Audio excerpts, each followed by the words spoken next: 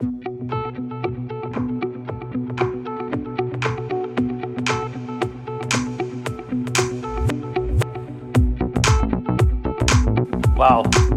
it's happening. Ravi, glass of water, please.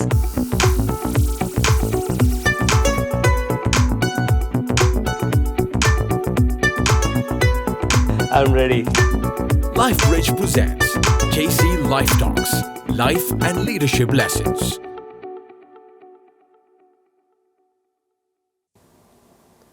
So 1988, and my Air India flight from Visakhapatnam takes off. Direct flight to Sydney, Australia.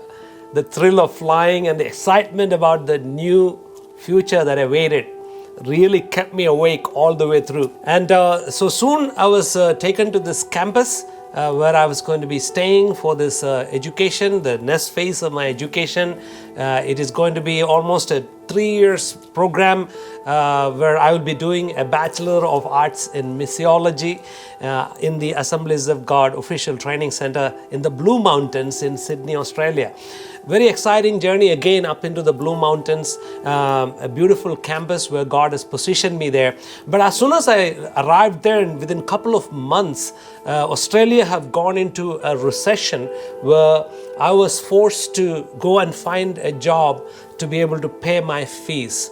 And it was very difficult in those days to find a job. But God, once again, providentially helped me to find a job.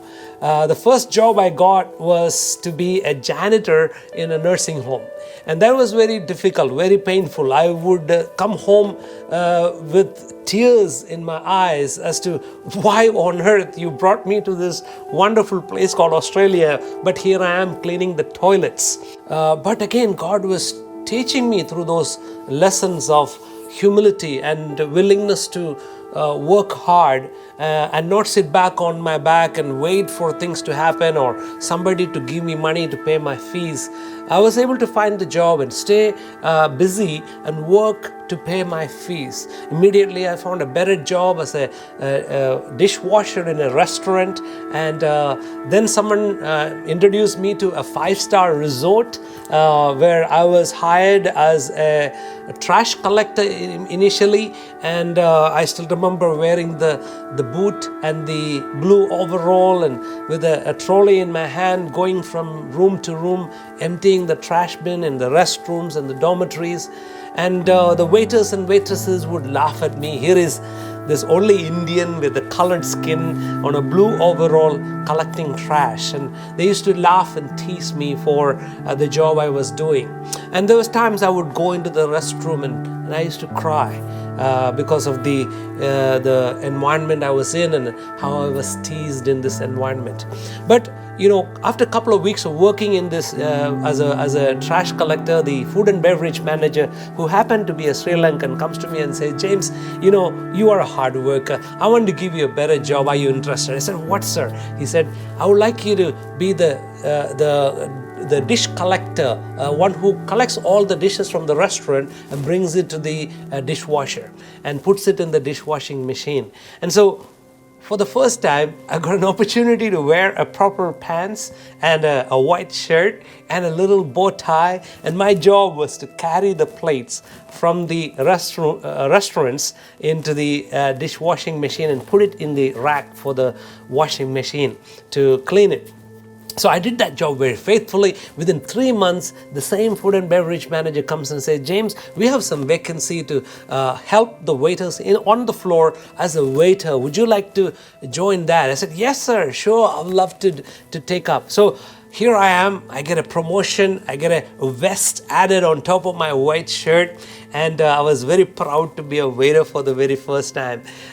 6 months into that job, the food and beverage comes to me and says, "James, you are now qualified to be a floor manager for the entire restaurant." And so under me, I had over 20 staff to work under me, and I became the head staff at this 5-star resort in the Blue Mountains, even today known as Fairmont Resort. Of course, today owned by some Chinese company. But God has sovereignly provided for me during those years of study. I learned to improve my academical knowledge in the Word, go a notch higher in my leadership development, my environment to learn and grow in the midst of hostile environments, the work situation. And even in the work environment, there was lesbians and homosexuals with whom I was working who tried to harass me or entice me to be involved with them, but somehow God kept me away from all of that as well. And then, of course, within the Bible school itself, there was few brothers who are very racially prejudiced. They used to tell me, James, go back to India. Why did you come here? This is for Australians. As though Australians are natives of Australia. In Australia, everyone is immigrants. The natives of Australia, the Aborigines. But these few white Australians would racially insult me. And I used to go to my dormitory and cry. But all of these challenges and the distractions and elements of discouragement made me stronger.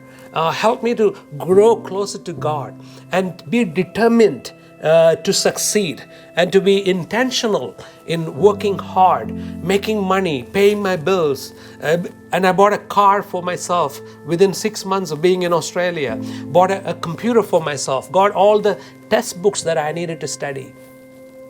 And so I completed this education in Sydney, Australia, and I had this desire in my heart to continue ongoing studies. All this while, my uncle, Dr. Titus, was whispering in my ears the need for me to come back to India and never really settle in Australia. He used to tell me, James, don't look for a girl in Australia. I want you to come back to India. You are the future of COTR, the ministry that he has established in the Western countries known as Christ for India. And so he has been pumping this vision for India into my heart. And on one side, I had this desire to go back to India, to work with my uncle. But on one side, the attractions of the good life in Australia was also there. And so I was battling between these two. But even during those initial 3 years in Sydney, Australia, God would wake me up in the middle of the night with dreams and visions about India and the people of India. And I had these visions where I'm standing before thousands of people and preaching the word to the people of India. And so, being still young, I had this desire to continue to study and equip myself so that I'm prepared for whatever the Lord unfolds in front of me. And so God providentially brought the principal of one of the largest Bible college in Australia, based in Lilydale in the state of Victoria, very near to the Melbourne city, to our campus in the Blue Mountains. And it was almost weeks before my graduation. I approached Dr. Arthur Kundal, the principal of Bible College of Victoria, who came to our campus and said, Sir, I have a dream and a desire to study, do a master's degree in theology. Would you accept me? And he said, well, here is my card. Write to us for a prospectus and an application form. And God supernaturally opened a door for me to get admitted at this Baptist seminary, which is an academically higher grade seminary in Australia. And so it was time after my graduation, time for me to pack up from the Blue Mountains, my little Mitsubishi Sigma car loaded with my computer on the front seat. The entire back seat was full of my bags and clothes. The boot was full. I bought a rack on top. I loaded it up and I had a blue tarpa over it. And so from Blue Mountains to Lilydale in Victoria in Melbourne City, it was over 800 kilometers. My first longest car drive to Melbourne. It was a straight drive. I was so excited. Left early in the morning, reached Melbourne into this new environment, new friends, no one in Melbourne. And God has helped me in the meanwhile to bring my younger brother from Perth in Western Australia also to study with me in the same Bible school in Melbourne, and that's how James Chacko landed in Melbourne, Australia, the same place where I studied. So together we were in the same Bible school, and so I had this opportunity to do a master's degree in the same college. Now again, here I'm given a different context to grow more, to learn more in a Baptist environment. Coming from a charismatic Pentecostal background, it was an opportunity for me to sharpen my academic understanding, but my solid foundation in the Word of God, the base that Dr. Titus and my preliminary theological education have helped me to be strong and not be pressured by the theologies that was coming along my way. And so it was a wonderful opportunity for me to grow. Again, I had to work as a waiter in a wedding palace to support my education. But it was also an opportunity to explore a little bit. Being a young man now, growing into my 20, 21, 22, that young age, and anticipating ahead, married life, I wanted to look smart and I wanted to look fit. So I joined my friend to explore bodybuilding. And so I was involved in bodybuilding for almost 3 years during my Bible school days, along with my studies, with my work, and then bodybuilding as well. So it was a wonderful opportunity to develop myself as an overall leader in the making, and God has provided me the means and the ability during those days. Again, there was distractions, there's elements of temptations that came along the way, including the temptation of who do I marry? If I go back to India, as my uncle Dr. Titus is requesting me to do, who will marry me? My dad is schizophrenic, and in southern India, the girls don't often marry the guy. They marry into the family, and the family tradition and the family culture, the wealth of the family, all of these are big deal in our culture. So who will marry me became the big question mark. And there was this fear, this insecurity that just keep popping up from time and time again. And so without my own realization, I started getting attracted to and started dating her with the hope that I would somehow hide this from Dr. Titus and he wouldn't know about it, and I can somehow escape going back to India. I was trying to resist the idea of going back to India. But the pressure, the spiritual pressure that as I pray, as I sit in the presence of God, God would never let go of the burden and the desire that I had in my heart to come back to India to serve God in India. God would wake me up in the middle of the night with dreams and visions about going back to India. And on one side, Dr. Titus is saying, as soon as this degree is over, you're coming back. On one side, my job, my job security, my car, my attachment to the material life of Australia. And then, of course, now the attachment to this newly found girlfriend who I was dating. So it was a big twist, big battle between choosing what God wanted and choosing what my flesh and my body wanted.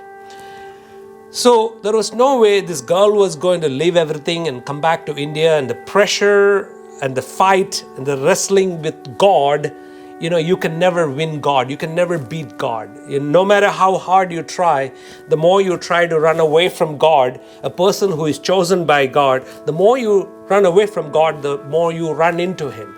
So I finally gave up and I said, God, all my life, it's all about you. It's you who led me this far. And so having had the conversation with my girlfriend and her inability to return back to India, I said, well, let's break our relationship here. I still remember making this determined decisions before God. God, if you want me to go back to India, you will also have to provide me a wife when I go back to India. You will have to open the door for me. And somehow a faith was put in me by God Himself, not my own faith. I believe it is the faith that God gave me to believe that against the odds, that I will find the favor of God, to find a beautiful woman who will support me in the ministry. And so with the encouragement from Dr. Titus and God's supernatural provisions, I was able to make that decision, painful decision, but the decision to leave Melbourne, Australia and return to India later part of 1993. God has really helped me to choose between the distractions of this world or the direction which God was showing me. And I thank God today, looking back, that I choose to stay with the direction of God and not the distraction of this world. Maybe today you are at this stage in your life where you have so many avenues right in front of you, so many choices in front of you, and you don't know which paths to go. Always stick to the path that God by the Holy Spirit is revealing to you. Not the path of the flesh, but the path of the Spirit. And as you move in the path of the Spirit of God, God will make a way. He will make provisions in the midst of your wilderness. He will open the door that no man can shut. I'm a living witness to the provisions of God as I walked in obedience to the direction He showed me. My commitment was to Dr. Titus this, that either I die or you throw me out. Either one of these things had to happen for me to live this ministry. My commitment to the vision of Dr. Titus was that strong. I was literally thrown out, and I was literally on the streets in Visakhapatnam. I was asked to vacate the campus within a matter of a week. Don't miss the story and experience. Subscribe LifeBridge and stay tuned.